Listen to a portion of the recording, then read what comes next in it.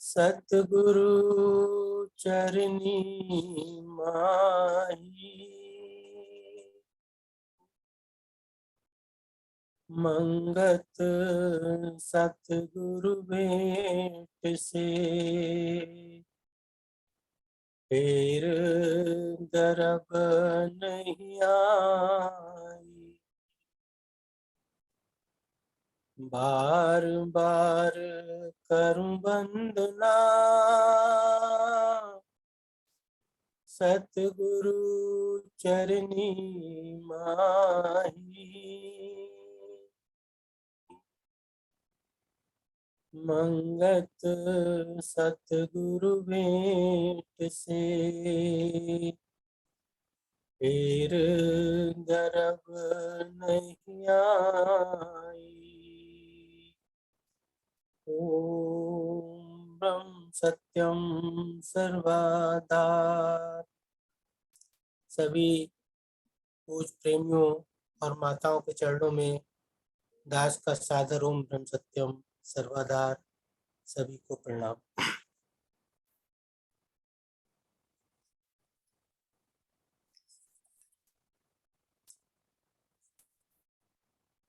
रामायण में एक प्रसंग आता है जब भगवान अयोध्या का राजपाट छोड़कर वन की ओर प्रस्थान किया तो वो महर्षि वाल्मीकि के आश्रम में पहुंचे और वहां कुछ समय रुकने के पश्चात महर्षि वाल्मीकि से कहते हैं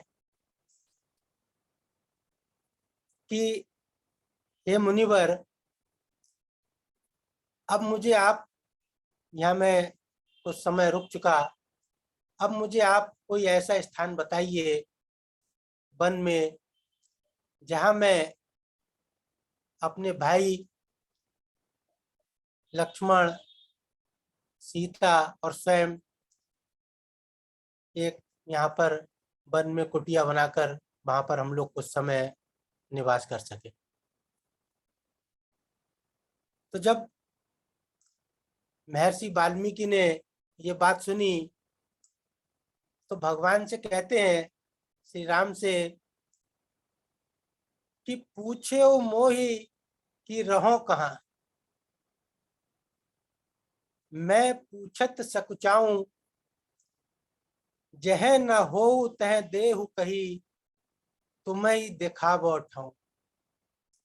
कि हे श्री राम, आप मुझसे पूछ रहे हैं एक ऐसे स्थान के बारे में जहां पर आप निवास कर सकें, तो मैं आपसे ये पूछना चाहता हूं बड़े संकोच के साथ कि पहले तो मुझे आप एक कोई ऐसा स्थान बताइए कि जहां पर आप विद्यमान ना हो, अर्थात हर कण कण में, कहते हैं हरि व्यापक सर्वत्र समाना, तो ऐसा संसार में कोई स्थान नहीं है जहां पर आप ना रहते हो। अगर कोई ऐसा स्थान हो तो आप मुझे बताओ, तो मैं आपको स्थान बताऊं कि आप कहाँ रहें। लेकिन फिर उन्होंने भगवान की स्तुति की।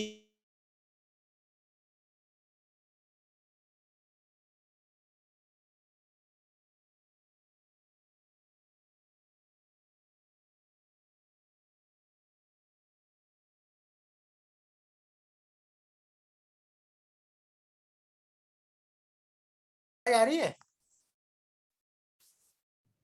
हाँ जी, हाँ जी, आपकी आवाज आ रही है। इसमें कॉल आ जाती, इसको कैसे रोक सकते हैं? वो अपने आप कट जाए। एक मिनट विकास जी, एक मिनट, वो अपने आप कॉल कट जाएगा।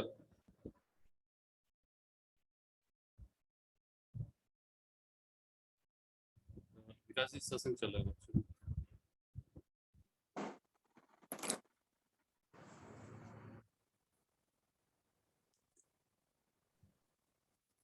हाँ जी, हाँ जी, ब्रह्मपुत्र जी। बार बार आ रही है कॉल। चल, फिर महर्षि वाल्मीकि कहते हैं कि ठीक है, जब आपने पूछा है, क्योंकि आप मनुष्य के रूप में इस समय लीला कर रहे हैं, इसलिए आप ये बात पूछ रहे हैं तो उचित ही है। तब महर्षि वाल्मीकि देखिए क्या कहते हैं, जब भगवान ने पूछा कि आप कहाँ पर रहे, मैं कहाँ रहूं, तब यहाँ पर महर्षि और कुछ शब्द भी कहे। वहां पर एक शब्द ये आता है कि जाहि न चाही ये कबहू कुछ, ये भगवान के रहने का स्थान बताया। जाहि न चाही ये कबहू कुछ, तुम सन सहज स्नेह, बसहु निरंतर तासुमन, सो राउर निजगे।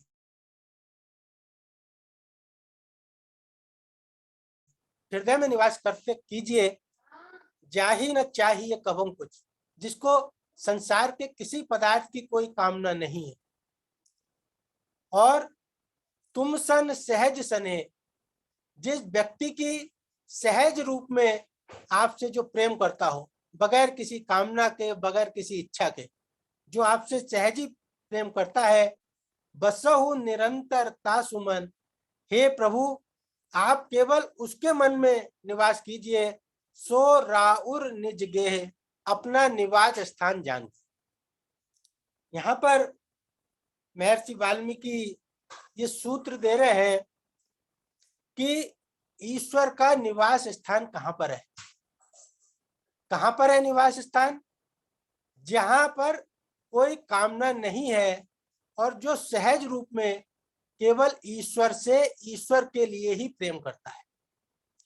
ये बड़ी महत्वपूर्ण बात है। अब हम देखें कि संसार में हमको बहुत भक्ति मार्ग पर चलते हुए भक्ति का प्रचार प्रसार सब कुछ दिखाई देता है, लेकिन क्या ऐसी भक्ति दिखाई पड़ती है जाहि न चाहिए कबहू कुछ? जो भक्ति हमको संसार में हम देखते हैं, जो दिखाई पड़ती है, और दुर्भाग्य से जो आजकल सो कॉल्ड धर्म को फैलाने वाले हैं, वो भी हमको यही भक्ति सिखाते हैं कि इस तरह पूजा पाठ करो, इस तरह आप व्रत उपवास करो तो आपकी ये कामना पूरी होगी, इस तीर्थ पे जाओ तब ये मनोकामना पूरी होगी। मतलब देवी देवताओं की पूजा को, ईश्वर की भक्ति को एक कामना पूर्ति का माध्यम बना रखा है। और बहुत सी चीजें हम ऐसी सुनते हैं कि साहब यहाँ तक कि जहां पर जाके मेरी इच्छा पूरी हो, जहां पर कामनाएं पूरी हो, तो हम लोग ये कहते हैं कि वह स्थान बड़ा सच्चा है, और वहां पर फिर लाखों की भीड़ें जुटती हैं। तो हमने धर्म को कहां से कहां तक बना दिया। ऐसे धर्म के लिए सत्पुरुष क्या कह रहे हैं? देखिए, वास्तव में जो धर्म का मार्ग है, ये किसी, जब तक कोई पूर्ण ऋषि के शरण में नहीं आता, पूर्ण गुरु के शरण में नहीं आता, तब तक हमारा भक्ति मार्ग पूरा नहीं हो पाता। और ऐसा हमको लगता है कि हम भक्ति कर रहे हैं, लेकिन वास्तव में वह भक्ति मार्ग नहीं। महाराज जी ने जो आजकल जो भक्ति का स्वरूप चल रहा है, जो कामनाओं की पूर्ति का माध्यम है, इस भक्ति के लिए सदगुरुदेव ने लिखा कि सत्य स्वरूप का निश्चय बिनसिया, सत्य स्वरूप का निश्चय बिनसिया, भयो अधर्म प्रचार, मंगत पूजा माया की, करे सकल संसार। कि वास्तव में जो इच्छाओं को आगे रखकर, कामनाओं को आगे रखकर जो भक्ति की जाती है, वो भक्ति का वास्तविक स्वरूप नहीं है, वो केवल माया की पूजा है, ईश्वर की पूजा नहीं है। और इस पूजा को कहा कि मंगत पूजा माया की, करे सकल संसार। हमको संगत का सौभाग्य है कि एक ऐसे सत्पुरुष प्राप्त हुए हैं जो भक्ति का सही स्वरूप हमको बता रहे हैं। अब सत्संग का, शास्त्रों का, भक्ति मार्ग में ये लाभ होता है कि हम भक्ति के सही स्वरूप को समझें। आप किसी भी शास्त्र में देखिए, किसी संत को देखिए, किसी भक्त के जीवन में देखिए, वहां पर उनके जीवन में कामनाओं का भक्ति के मार्ग पर कोई स्थान नहीं था। रामायण को ही हम देखें, वहां पर सुग्रीव का प्रसंग आता है। बाली ने सुग्रीव को अपने उसका राज्य छीनकर उसकी पत्नी को छीन लिया और उसको अपने राज्य से बाहर कर दिया। सुग्रीव भागे भागे फिर रहे थे। एक जब भगवान राम की शरण में आए तो केवल ये कामना थी कि प्रभु की शक्ति के द्वारा मैं अपने खोए हुए राज्य को वापस ले लूंगा, अपनी पत्नी पुत्र को वापस प्राप्त कर लूंगा, जो बाली ने अपने कब्जे में ले रखे थे। लेकिन आए थे वह इस कामना से, लेकिन जब उनको प्रभु से प्रेम हुआ, तुम सब कह रहे हैं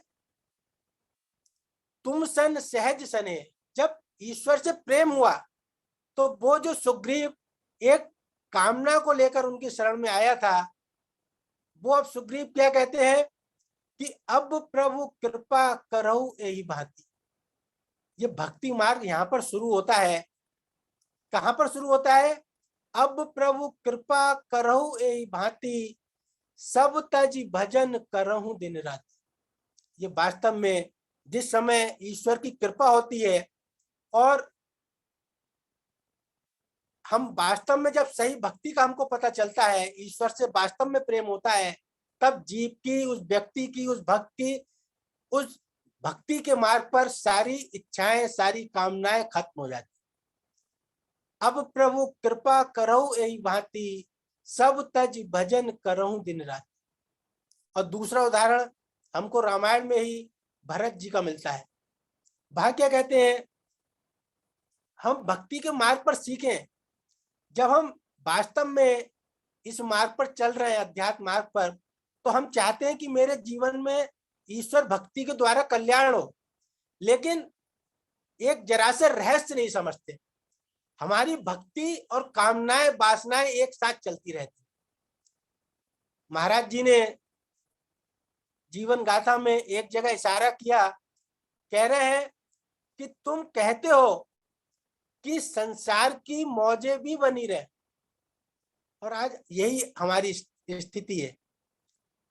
हम चाहते हैं कि संसार के खूब सुख भी बने रहे, संसार के भोग भी बने रहे, और ईश्वर भक्ति भी हमको प्राप्त हो जाए, दोनों काम हो जाए मौज मस्ती में। तो सतपुरुष हमको चेतावनी दे रहे हैं, तुम कहते हो, ये जीवन गाथा भाग 2 में महाराज जी के उपदेश में से एक अंश है, तुम कहते हो कि संसार की मौजें भी बनी रहे और परमात्मा के दर्शन भी हो जाए, तुम भी सियाने हो। हम इसी सियानपंथी में जी रहे हैं। संसार की मौजें होती रहे, खूब धन आता रहे, खूब व्यापार बढ़ते रहे, खूब संसार की संपत्ति इकट्ठी रहे, होती रहे, और मेरी ईश्वर भक्ति भी खूब चलती रहे। तो गुरुदेव कह रहे हैं, तुम भी सियाने हो, लेकिन वह ईश्वर तुमसे कई हजार गुना समझदार है, क्योंकि वो तो अंदर बैठा है ना, वो मेरे इस चतुराई को देख रहा है। कौन सी चतुराई? कि मेरी संसार की मौजें बनी रहे। कह रहे हैं, वह ईश्वर तुमसे कई हजार गुना समझदार है। संत महात्मा कह कहकर थक जाते हैं, पर इन संसारियों पर माह के दाने की ऊपर की सफेदी के बराबर भी असर नहीं होता है। देख लें हम अपने जीवन में कि जब हम इस भक्ति के मार्ग पर चल रहे हैं, तो हमने संसार का कितना फैलाव कम किया है, कितनी कामनाएं, वासनाएं खत्म हुई। अच्छी बात है, हम भक्ति कर रहे हैं, सतपुरुष के शरण में है, लेकिन रोग का भी तो हमको परहेज भी तो करना होगा। और वो परहेज क्या है? कह रहे हैं, संयम ये न विषय की आशा। ये परहेज है हमको कि विषयों की आशाओं से बचें। तो कह रहे हैं, इन संसारियों पर माह के दाने के ऊपर की सफेदी के बराबर भी असर नहीं होता है, सब स्वार्थी लोग हैं। ये गुरुदेव एक उपदेश के माध्यम से हमको बता रहे हैं। तो वास्तव में भक्ति का जो स्वरूप है, उसमें वो कह रहे हैं, भरत जी की भक्ति देखिए, वहां उन्होंने लिखा कि धर्म न अर्थ न काम रुचि, ना मुझको धर्म चाहिए, ना अर्थ चाहिए, ना मेरी संसार की किसी कामना में कोई रुचि है, कोई इच्छा नहीं है। धर्म न अर्थ न काम रुचि, गति न चहु निर्वाण, जन्म जन्म रति राम पद, यह वरदान न आन। केवल एक वरदान चाहिए और कोई वरदान नहीं चाहिए। क्या? कि जन्म जन्म रति राम पद। मुझे मोक्ष भी नहीं चाहिए, कितने प्रभु जन्म दे, बस हर जन्म में प्रभु के चरणों में मेरा सहज प्रेम हो जाए, बस मुझको ये वरदान चाहिए। और जब वास्तव में भक्त की ऐसी स्थिति होती है कि वो केवल प्रभु को, प्रभु के लिए ही प्रेम करता है, फिर वहां पर ईश्वर मिलने में कोई देर नहीं लगती। अभी दास कुछ वचन महाराज जी के हैं, वो इस बात को स्पष्ट करते हैं। और जब ऐसी स्थिति भक्ति होती है तो एक बहुत सुंदर लाइन लिखी, वहां पर लिखा कि जब भक्त ऐसा हो कि जो कहे कि धर्म न अर्थ न काम रुचि, गति न चहु निर्वाण, जन्म जन्म रति राम पद, यह वरदान न आन, तो फिर भगवान क्या कहते हैं? वहां लिखा कि भरत सरिस को राम स्नेही। भगवान को भरत से ज्यादा कोई प्रिय नहीं है, क्योंकि भक्त की ऐसी स्थिति है। भरत सरिस को राम स्नेही, जग जप राम राम जप जेहि। सारा संसार राम को जपता है, लेकिन राम ऐसे भक्त का खुद जाप करते हैं, खुद सिमरन करते हैं। ये भक्त की स्थिति। तो इसलिए हम इस रहस्य को समझे कि धर्म का जो वास्तव में मार्ग है, जो ईश्वर भक्ति का मार्ग है, ये कामनाओं और वासनाओं को बढ़ाने का नहीं है। क्योंकि धर्म का मार्ग हमको शांति देता है, आनंद प्रदान करता है, और कामनाओं का मार्ग महाराज जी की वाणी में आता है, कामना रूपी अगन में जीव जले दिन रात। देखिए, हम अपने जीवन में कोई भी दुख हो, उस दुख के पीछे जाकर देखें उसका कारण क्या है, तो कोई ना कोई कामना हमको दुख के पीछे दिखाई देगी। तो हमारे जीवन में जितने दुख हैं, जितनी बेचैनी है, जितनी परेशानी है, उसके पीछे कहीं ना कहीं कोई कामना है। तो कामना का जो मार्ग है वो जीव को जलाने वाला है, दुख देने वाला है। तो कह रहे हैं, कामना रूपी अगन में जीव जले दिन रात, मंगत मार्ग धर्म में जीव शीतल हो जाए। तो खुद ही देख लीजिए, एक शीतलता का मार्ग है और एक जलने का मार्ग है। हम जलने को आग में लेकर, हाथ में अंगारा लेकर और ठंडक प्राप्त करने की बात करते रहे, ये कभी संभव नहीं। लेकिन हम इस रहस्य को नहीं जानते, चल रहे हाथ में अंगारा लेकर, कामनाओं का और विस्तार करके, और चाहते हैं कि मुझको शांति मिल जाए, जो बिल्कुल विपरीत मार्ग है। अब देखिए, महाराज जी वचन के माध्यम से इसको और स्पष्ट कर रहे हैं। कह रहे हैं,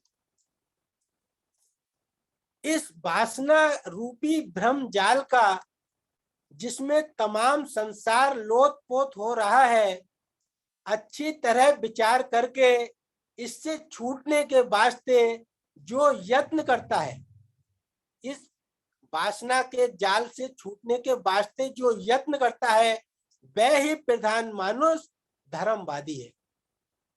हम 1 घंटे सत्संग में आते हैं, उस समय तो खूब धर्म की बात होती है, गुरु भक्ति की बात होती है, और उसके बाद जब बाहर चले आते हैं सत्संग से, तो फिर वही हमारा संसार का कार्यक्रम बनना शुरू हो जाता है। ये पूरी लाइफ हमारी इसी में खत्म हो गई। आगे कह रहे हैं, धर्म मार्ग की सार ये है कि जिन साधनों से वासना का अंधकार अंतःकरण से निवृत्त होता है, ये धर्म का सार है। हमने धर्म को वासनाओं को फैलाने का साधन बना रखा है। समाज में आप देखिए साहब, कोई पूजा पाठ हो रही है, कोई कार्यक्रम हो रहा है, क्यों हो रहा है साहब? बोले मेरी ये मनोकामना पूरी हो गई, भगवान का प्रसाद बोला था, इसलिए ये कार्यक्रम चल रहा है। इसलिए हम तीर्थों पर जा रहे हैं, क्योंकि हमने ये बोला था कि ये कामना पूरी हो जाए तो हम भगवान के दर्शन करने यहाँ आएंगे। तो भगवान के दर्शन करने नहीं आए, उस कामना की पूजा करने आए जो पूरी हो गई। तो क्या इसका रहस्य समझते नहीं? एक पूरी होती है, चार पैदा हो जाती है। तो कह रहे हैं धर्म मार्ग की सार ये है कि जिन साधनों से वासना का अंधकार अंतःकरण से निवृत्त होता है और आत्म निश्चय प्राप्त होता है, वह साधना ही धर्म का स्वरूप है। इसके उलट जिस मलिन धारणा से वासना अंधकार बढ़ता है, अब देख लीजिए, बिल्कुल अंतर बता दिया कि हमारे अंदर कामनाएं बढ़ रही हैं या कम हो रही हैं।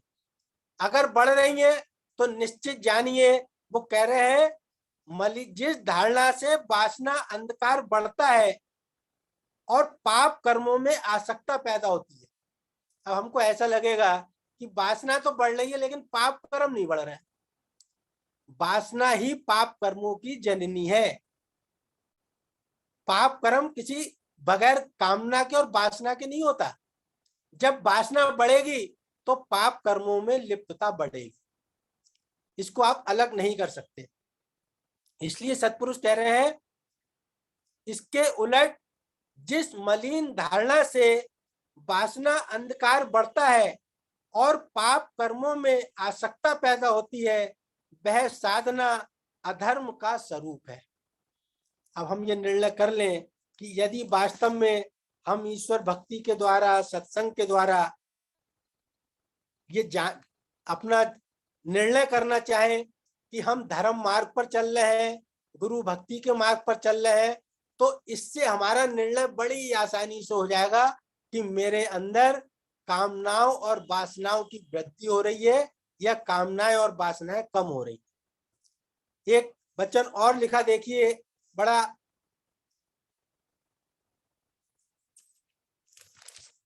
कह रहे हैं सार निर्णय ये है कि वासना का अधिक बढ़ाना असली परम दुख है। चाहते सुख है लेकिन दुख वाले काम कर रहे हैं हम, दुख पैदा करने वाले। सार निर्णय ये है कि वासना का अधिक बढ़ाना असली परम दुख है और वासना से निवृत्त होना ही असली शांति और धर्म है। वासना से निवृत्त होना ही असली शांति और धर्म है। निर्वास स्वरूप केवल एक आत्मा है। अगर हम वास्तव में आत्म दर्शन की ओर बढ़ना चाहते हैं, ईश्वर दर्शन की ओर बढ़ना चाहते हैं, अपने स्वरूप दर्शन की ओर बढ़ना चाहते हैं, जिसको आत्म साक्षात्कार कहते हैं।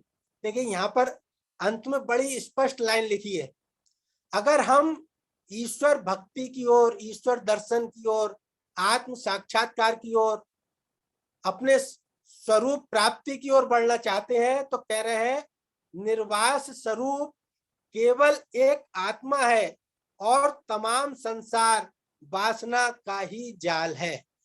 अगर जितना हम इस संसार में विस्तार कर रहे हैं, जितना इस संसार में फैल रहे हैं, ये निश्चित जानिए कि हम केवल वासनाओं का जाल अपना फैला रहे हैं और इसके अलावा कुछ नहीं।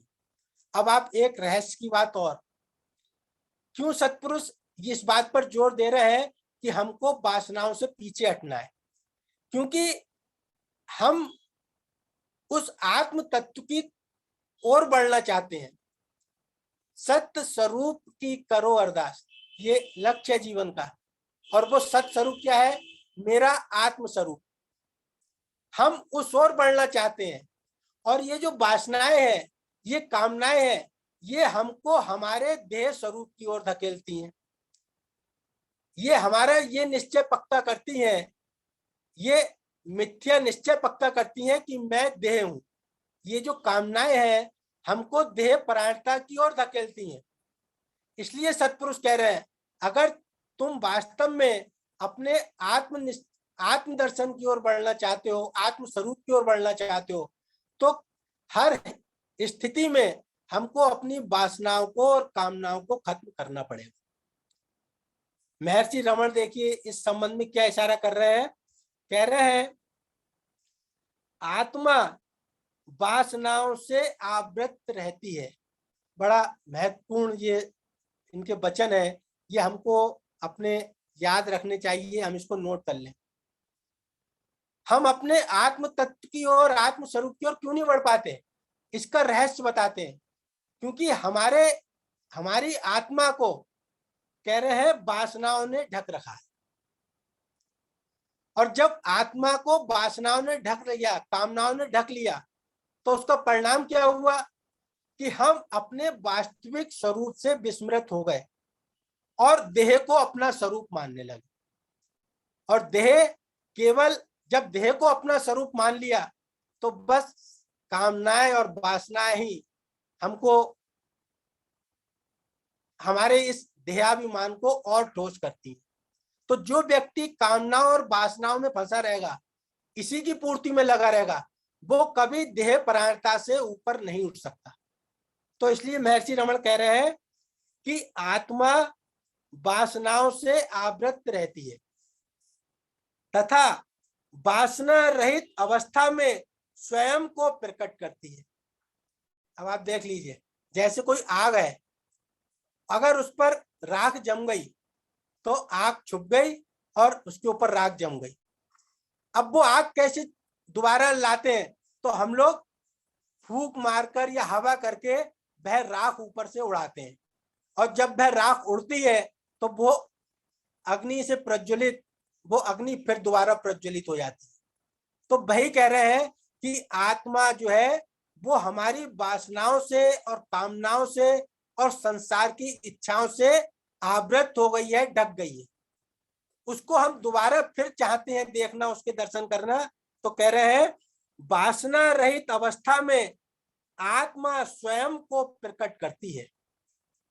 केवल एक उपाय है, और हम पढ़ते हैं कई बार, महाराज जी का समता विलास में एक वचन आता है कि जब तक आपके अंदर एक भी कामना मौजूद है तब तक व्यक्ति धर्म मार्ग से बहुत दूर है। ये तपोभूमि पर भी एक वो लिखा हुआ है महाराज जी का वचन।